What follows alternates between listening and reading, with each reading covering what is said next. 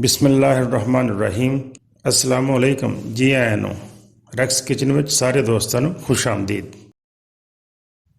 ਅੱਜ ਅਸੀਂ racks kitchen ਵਿੱਚ ਬੋਨਲੈਸ ਮੱਛੀ ਤਿਆਰ ਕਰ ਰਹੇ ਹਾਂ। ਬੋਨਲੈਸ ਮੱਛੀ ਬਗੈਰ ਕੰਡਿਆਂ ਤੋਂ ਹੈ, ਇਹਨੂੰ ਫਿੰਗਰ ਫਿਸ਼ ਵੀ ਕਹਿੰਦੇ ਆ। ਇਹਦਾ ਬਕਾਇਦਾ ਨਾਮ ਜਿਹੜਾ ਹੈ ਉਹ ਪੰਗਾਸੀਅਸ ਫਿਸ਼ ਹੈ।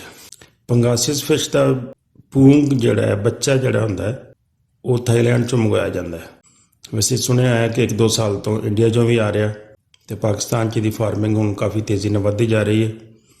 ਇਹਦੀ ਸੇਲ ਵੀ ਵੱਧਦੀ ਜਾ ਰਹੀ ਹੈ ਕਿਉਂਕਿ ਇਹਦੇ 'ਚ ਕੰਡਾ ਬਿਲਕੁਲ ਨਹੀਂ ਹੁੰਦਾ, ਇਹਦਾ ਟੇਸਟ ਵੀ ਅੱਛਾ ਹੁੰਦਾ ਹੈ।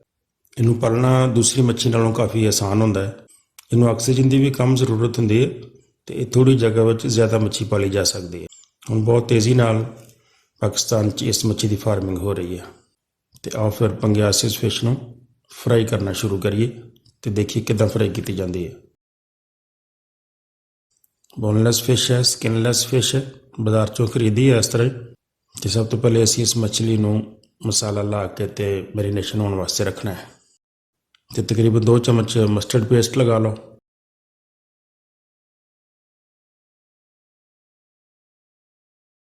ਅੱਧਾ ਚਮਚ ਨਮਕ ਦਾ ਪਾ ਲਓ ਅਤੇ ਚਮਚੀ ਦਾ ਚੌਥਾ ਹਿੱਸਾ ਹਲਦੀ ਦਾ ਅਤੇ ਚਮਚੀ ਦਾ ਚੌਥਾ ਹਿੱਸਾ ਹੀ ਲਾਲ ਮਿਰਚ ਦਾ ਪਾ ਲਓ।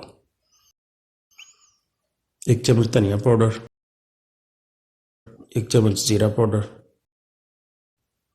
1 ਚਮਚ ਅਦਰਕ ਪਾਊਡਰ ਦਾ ਅਤੇ 1 ਚਮਚ ਲਸਣ ਪਾਊਡਰ ਦਾ ਸ਼ਾਮਲ ਕਰੋ। ਤਕਰੀਬਨ 3 ਚਮਚ ਕਾਰਨਫਲੋਰ ਦੇ ਪਾ ਲਓ। ਇੱਕ ਅੰਡੇ ਨੂੰ ਫੈਂਟ ਕੇ ਉਹ ਸ਼ਾਮਲ ਕਰ ਲਓ। ਅਤੇ ਇਹਦੇ ਸਾਰੇ ਮਸਾਲਿਆਂ ਨੂੰ ਅੱਛੀ ਤਰ੍ਹਾਂ ਮਿਕਸ ਕਰ ਲਓ।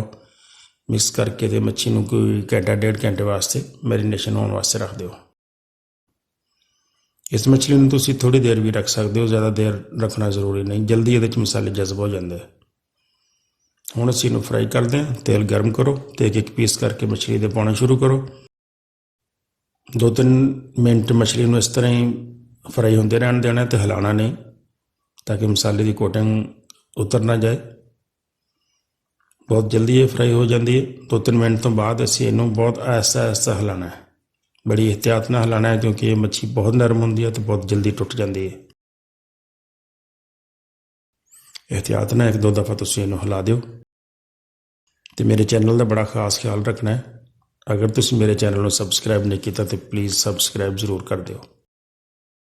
ਅਤੇ ਪੰਗਾਸੀਅਸ ਫਿਸ਼, ਬੋਨਲੈਸ ਫਿਸ਼ ਸਾਡੀ ਤਿਆਰ ਹੋ ਗਈ, ਫਰਾਈ ਹੋ ਗਈ। ਕਿਸੇ ਅਲੱਗ ਬਰਤਨ 'ਚ ਕੱਢ ਲੈਂਦੇ ਹਾਂ ਅਤੇ ਇਹਨੂੰ ਇਸੇ ਤਰ੍ਹਾਂ ਗਰਮ ਗਰਮ ਨੂੰ ਸਰਵ ਕਰੋ, ਕਿਸੇ ਵੀ ਚਟਨੀ ਨਾਲ, ਕੈਚਅਪ ਨਾਲ।